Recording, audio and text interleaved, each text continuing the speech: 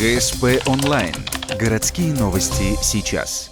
Суббота, 15:00. Городской дворец культуры. Юбилейный концерт шоу-группы «Фасольки». В этом году им исполняется 15 лет.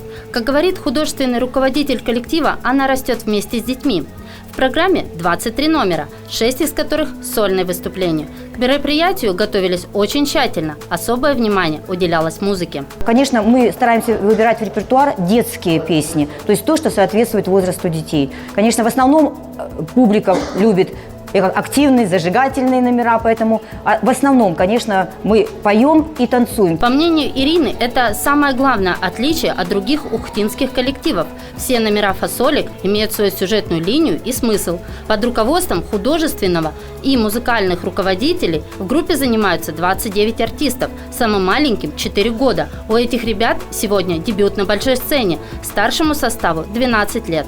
Как говорит 11-летняя Самира Шарипова, группа для нее – это все. Для меня они очень много всего значат. Мы с ними играем, дружим. Мы не только друзья, но и одноклассники. Девочка в группе занимается больше 5 лет, участвует во многих номерах. Сегодня выступит еще и сольно, с песней «Девчонка современная». Концерт длится 1,5 часа. Особенность программы – в финале весь коллектив выходит на сцену.